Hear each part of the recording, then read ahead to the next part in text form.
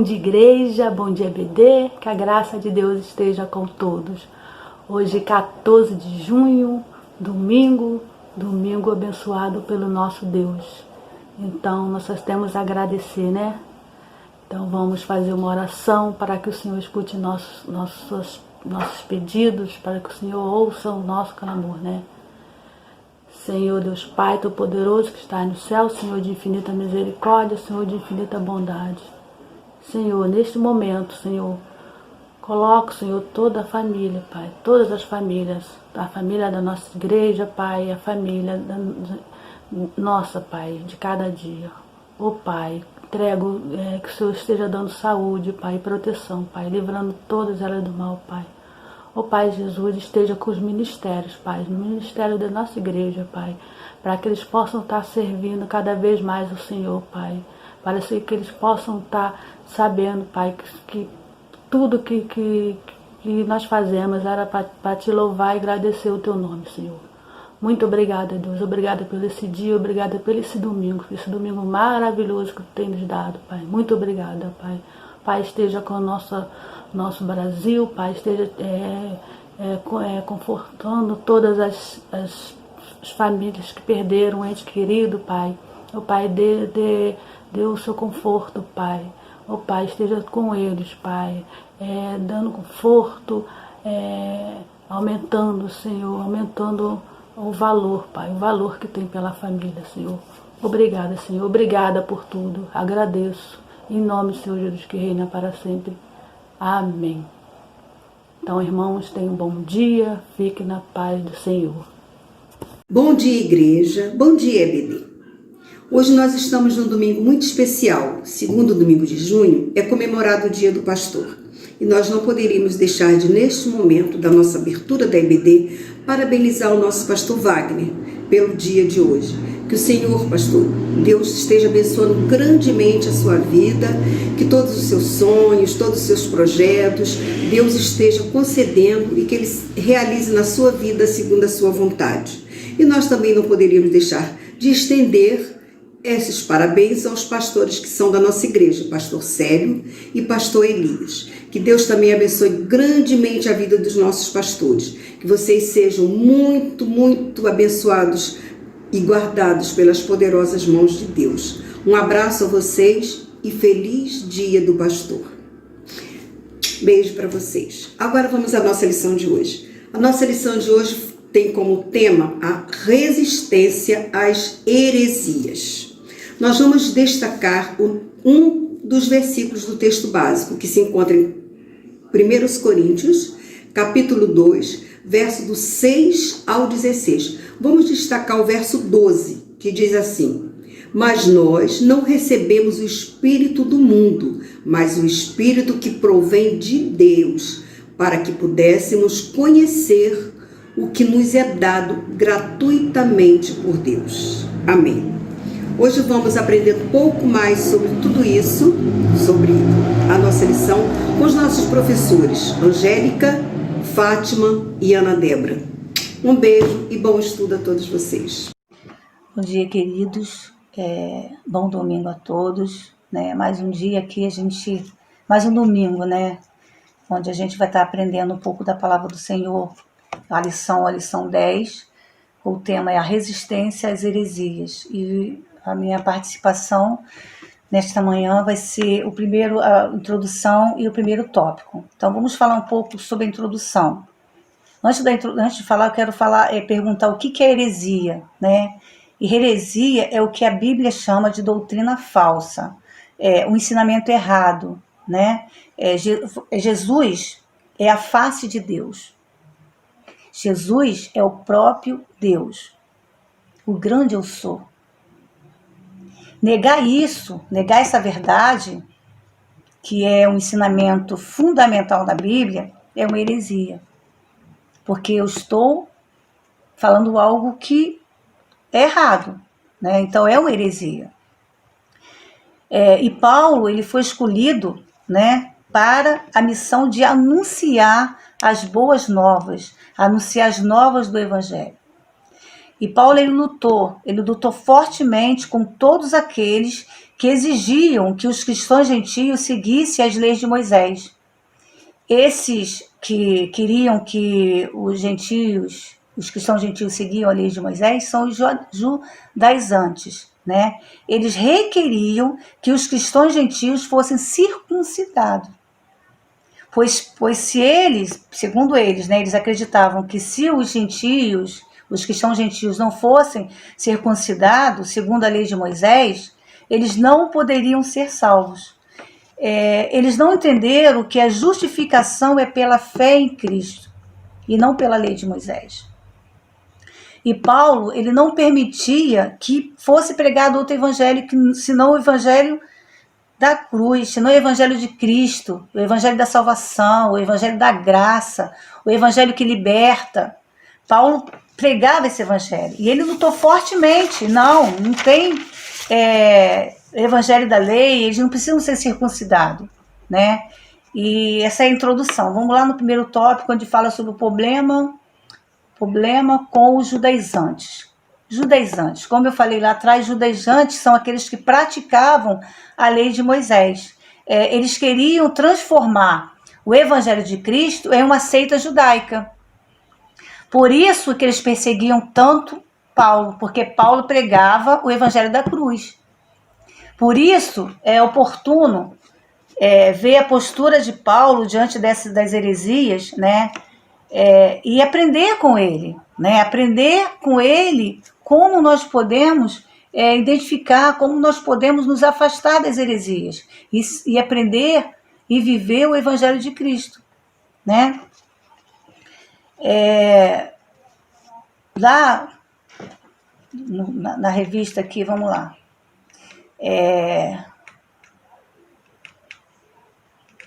Tá. Alguns hoje tentam rejudaizar o evangelho desde a presença de símbolos judaicos no culto. Hoje alguns líderes, né, eles tentam trazer esse símbolo judaico em seus cultos. Por exemplo, óleos ungidos, azeite, água vinda de Israel, né, da fonte de Israel, do Rio Jordão, né, entre outros, né, tantas coisas que eles têm colocado no culto, né, porque eles estão tentando o quê? Transformar, esquecendo que a salvação ela vem de Cristo, que estão querendo transformar os cultos em cultos judaicos, né, quer dizer, estão tão empolgados nas coisas de Israel, né, e estão se esquecendo da própria igreja. Eles estão trazendo as coisas de Israel para dentro da igreja, são líderes que visitam Israel e traz algo de lá, e as pessoas ali vão depositando a fé naquilo dali. E esquecendo de Jesus Cristo, esquecendo que nós devemos viver o quê? Pela graça, nós vivemos pela graça, né? Há cristãos mais empolgados aqui na revista por Israel que pela igreja. Isso é muito perigoso. Isso é muito perigoso, porque a gente esquece que a salvação vem por Cristo. A gente tem que depositar nossa fé em Jesus. Não é em óleo ungido que vai curar. Não é a água do Rio Jordão que vai curar qualquer doença. É só Jesus Cristo. É o sangue do Cordeiro que foi dado por nós, que foi um presente dado a nós, que morreu pelos nossos pecados, foi crucificado pelos nossos pecados, pelo meu pecado, pelo seu pecado, né? Então as pessoas elas estão dividindo. E a revista fala aqui, ó, que o verdadeiro povo de Deus é a igreja. O verdadeiro povo de Deus é a igreja. Deus ele não tem dois povos. O povo de Deus é quem crê em Jesus Cristo como Senhor, como seu Salvador, como aquele que morreu pelos seus pecados. Este é o povo de Deus. Quem não crê em Jesus está perdido, mesmo sendo judeu.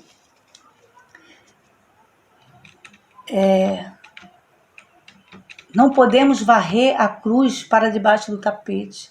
Olha, ela é central à nossa fé. A nossa fé é pela cruz, é na cruz, não é em símbolos, não é em óleo, né? O único Cristo digno de fé é o Cristo crucificado, porque ele foi crucificado pelos nossos pecados, né?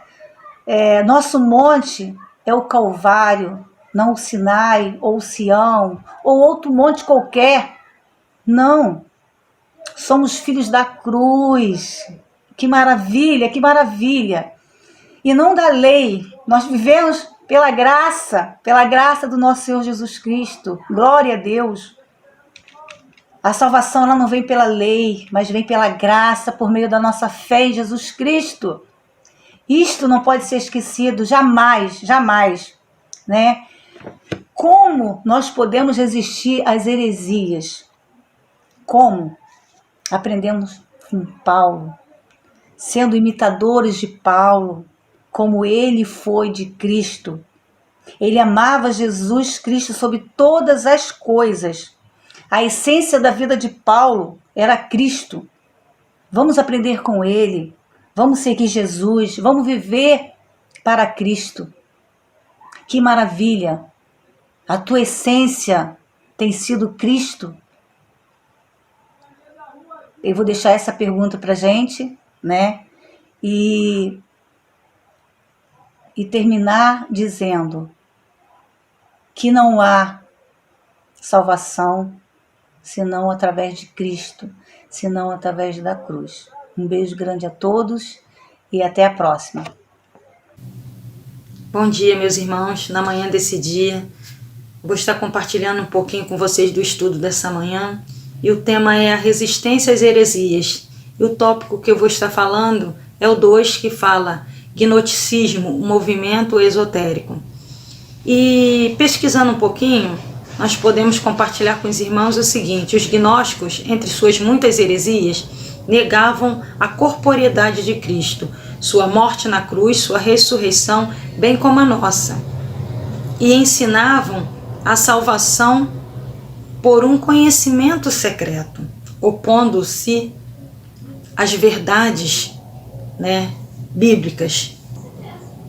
E em Deuteronômio, capítulo 18, o versículo 10 diz assim: entre ti se não achará quem faça passar pelo fogo o seu filho ou sua filha, nem adivinhador, nem prognosticador, nem agoreiro, nem feiticeiro, nem encantador de encantamentos, nem quem consulte um espírito adivinho, nem mágico, nem quem consulte os mortos, pois todo aquele que faz tal coisa é abominação ao Senhor. E por estas abominações o Senhor teu Deus lança-te fora de ti. Então, essas coisas são heresias. E eram essas coisas que eram ensinadas. Eram ensinadas lá no passado e hoje também.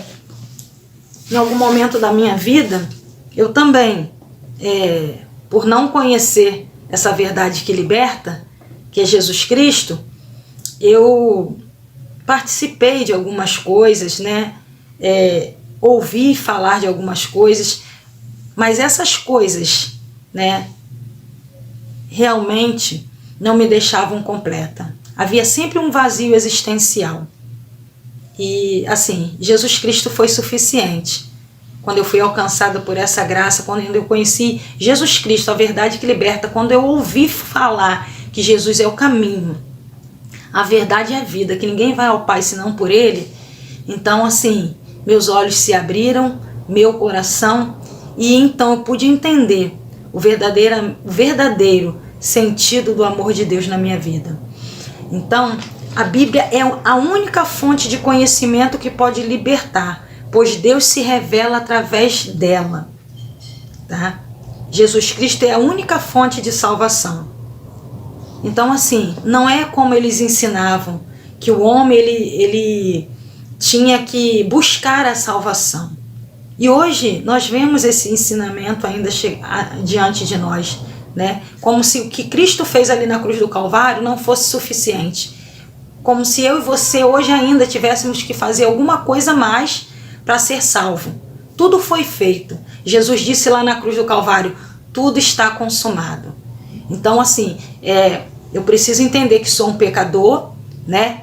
E que necessito da misericórdia, do perdão de Deus na minha vida e aceitar esse amor, aceitar essas verdades, a verdade que transforma, a verdade que liberta. E quando eu entendo isso, meus olhos são abertos, os olhos físicos e o espiritual, e eu passo a ter um novo entendimento, um entendimento verídico, um entendimento que traz paz e alegria ao meu coração. Então assim, né, para que possamos resistir, né, para que possamos combater, manter firmes, né, a nossa confissão de fé, um entendimento sadio, precisamos a cada dia nos aproximar e aprofundar de um conhecimento vindo da parte desse Deus, né? Esse relacionamento de amor, essa necessidade de a cada dia estarmos diante, né, do Pai em oração, lendo a sua palavra, pedindo a revelação, a verdadeira revelação que é dada através do Espírito Santo de Deus, e de posse dessas verdades podemos manter firmes os nossos corações e não seremos jamais enganados, jamais levado por falatórios, por falácias ou por quaisquer coisas, né, que nos afastam e nos levam para longe de Deus. E Paulo, ele tinha uma convicção plena, né, do que Cristo fizera na sua vida, tinha uma convicção plena das Escrituras, né, da palavra de Deus, e ele chega a dizer, né, numa de suas falas, né, que o Evangelho é o poder de Deus para a salvação de todo aquele que crê, né? E ele falava com muita propriedade, com muita segurança, porque realmente, né, quando se tem o conhecimento dessa verdade, verdades de Deus, né, e realmente colocamos ela bem, deixamos ela bem guardada no nosso coração, na nossa mente, né, pode surgir qualquer outro ensinamento, mas como Paulo mesmo chega a dizer, né, se aparecer entre vós algum outro ensinamento que não seja Cristo como centro, Cristo como a mensagem da cruz, Cristo como a verdade que liberta, seja esse ensinamento anátema, maldito, ou seja, desconsiderado. Então, meus amados irmãos, que possamos guardar no nosso coração essas verdades essas que são de Deus, e o único que nós precisamos consultar é a Deus, é a Bíblia, que é a sua palavra. Nós não precisamos consultar o horóscopo, nós não precisamos pegar uma pedra para que essa pedra simbolize a nossa salvação, nós não precisamos andar de joelhos, né, muitos quilômetros para fazer um esforço enorme para alcançar de Deus a nossa salvação. Não, tudo está consumado. Cristo veio, o Filho de Deus veio em forma de carne, viveu entre nós como homem, sentiu as dores que eu e você sente, e ali na cruz como homem, né, ele pagou o preço pelos nossos pecados, morreu, ao terceiro dia ressuscitou e vivo com o Pai está. E a palavra de Deus diz que ele intercede por nós, né? O Espírito Santo de Deus intercede por nós com gemidos inexprimíveis. E Jesus Cristo está à direita do Pai, falando em nosso favor. Tudo por amor. Esse amor de Deus, esse amor incondicional, esse amor que transforma. Que Deus nos abençoe e que o Espírito Santo de Deus traga no decorrer de todo estudo, todo aquele esclarecimento que eu não tive condições de trazer a vocês nessa manhã. Um grande abraço. Bom dia, igreja, bom dia a todos da CIB da Posse. Eu estou aqui mais uma vez para continuarmos falando sobre a nossa lição da EBD. E nós vamos agora ao tópico 3. O tópico 3 ele vai falar da grande intervenção de Deus na história. Vamos começar lá em Gálatas 4:4, que diz assim: Mas, vindo a plenitude dos tempos, Deus enviou seu Filho, nascido de mulher, nascido sob a lei, debaixo da lei. Ou seja, debaixo da lei, né? Em Hebreus também, capítulo 1, versículos 1 e 2, diz assim: Havendo Deus antigamente falado muitas vezes e de muitas maneiras aos pais, pelos profetas, a nós falou-nos nesses últimos dias pelo Filho, a quem constituiu herdeiro de tudo, por quem fez também o mundo. Aqui nós vemos que, de acordo com a lição, né, ele vem trazendo que Paulo, ele coloca Jesus como centro de todas as coisas. Né? Ele diz assim: em Jesus, Deus fez a sua mais espetacular intervenção na história. Por isso, Cristo é tudo em todos, é a expressa imagem de Deus. Aí nós temos o termo imagem que ele utiliza, em grego significa eikon, que quer dizer espelho.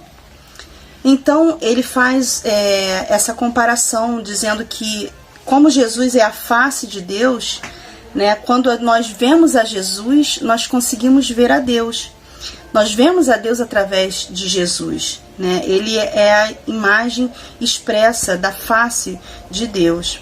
O ensino de Paulo, ele se baseava nisso. Paulo não abria mão dessa questão em dizer que nada seria maior do que Jesus. Nos ensinamentos de Paulo, Jesus era sempre o centro.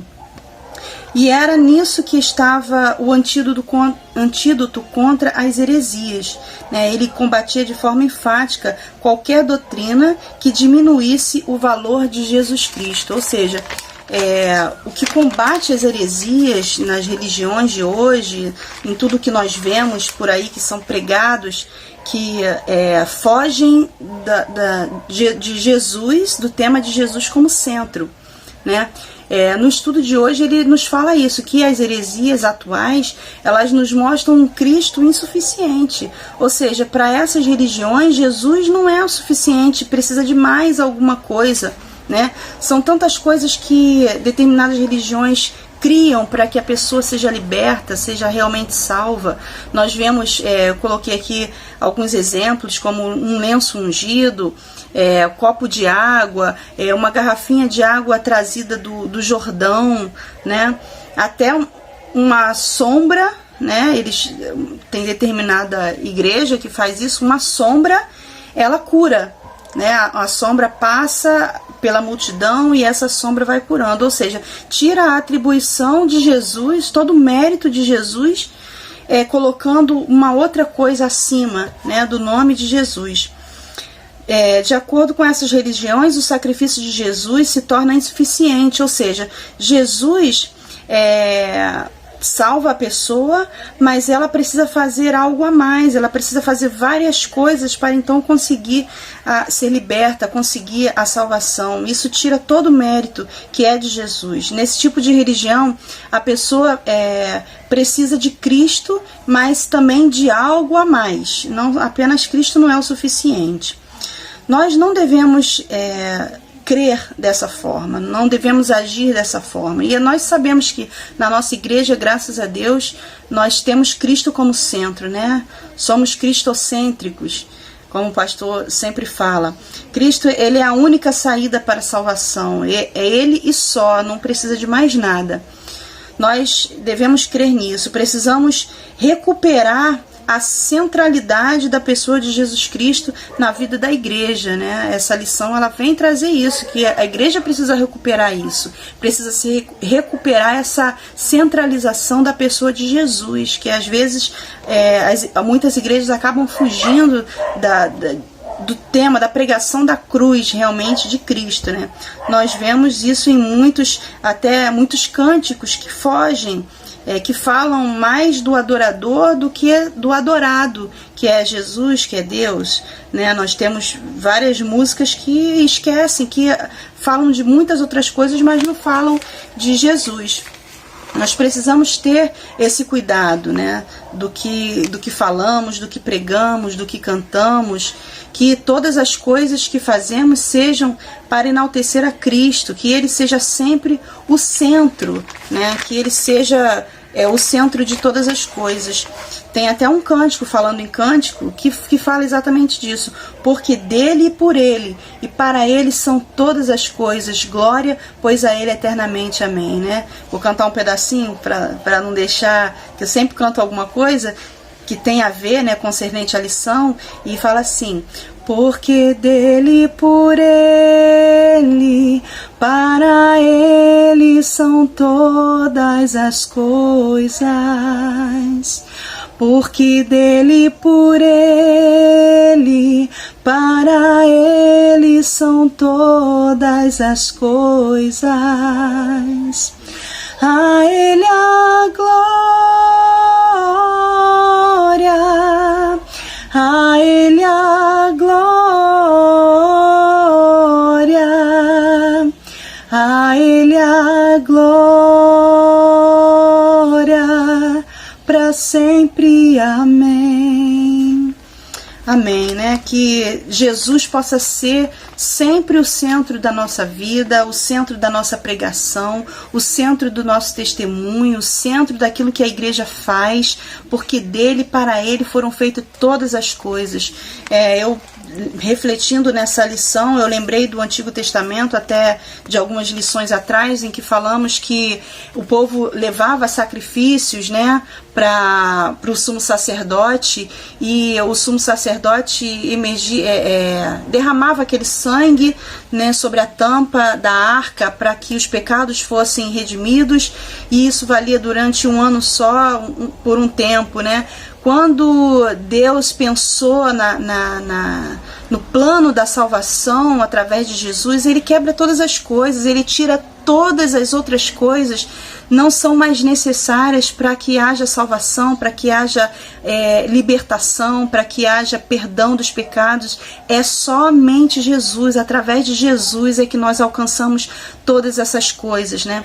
Então, para pensar e agir, diz assim: a igreja ela deve enfatizar sempre que Jesus é o centro da sua pregação. A igreja não pode perder Jesus de vista, né? Senão ela perde a sua essência. É preciso recuperar o valor da cruz na fé cristã, né? Sim na cruz. Tem esse já é um hino, né, que fala: sim na cruz, sempre me glorio. Ou seja, é a cruz de Cristo que tem o peso da salvação. Foi ali na cruz que Jesus se entregou. Então Jesus deve ser sempre o nosso foco. Não vamos olhar nem para a direita nem para a esquerda. Vamos olhar para o alvo. O nosso alvo é Cristo, é Jesus, né? E para encerrar, diz assim: a igreja é um evento cristológico, né? Ela existe por causa de Cristo, por Jesus. Seu carro-chefe não é o louvor, não é o carro-chefe da igreja, não é o louvor, não é a pregação, não são os departamentos, não é a liderança. O carro-chefe da igreja é Cristo. Cristo deve ser sempre o centro de todas as coisas. Cristo é a razão de ser da igreja. Para isso a igreja existe. Nós somos a igreja de Cristo, então nós fomos criados para Ele. Sem Cristo não há salvação e nem entendimento. Foi por Ele e para Ele que foram criadas todas as coisas. Então a Ele deve ser dada a glória, a honra, o louvor e a adoração. Eu espero que nessa manhã nós possamos refletir sobre isso e realmente entender que o plano de Deus foi perfeito, né? Tem um outro louvor que fala disso, do plano perfeito, não vou cantar esse não. Mas fala que Jesus é o plano perfeito de Deus. Ele veio para tirar tudo aquilo que não era o foco, né? Colocar o foco somente em Cristo. Então que Deus possa aplicar essa palavra ao nosso coração e que eu tenho certeza que na pessoa do pastor, o pastor sempre prega a palavra da verdade. O nosso pastor, ele prega Cristo, né? Ele sempre traz a palavra de Jesus. A nossa igreja, ela tem vivido isso, vivido Cristo como centro. Então, que Deus possa continuar nos abençoando, continuar abençoando a vida do nosso pastor, para que nós possamos sempre ser ensinados com a palavra da verdade, a palavra da cruz, que é a palavra de Cristo. Amém? Que Deus abençoe a todos.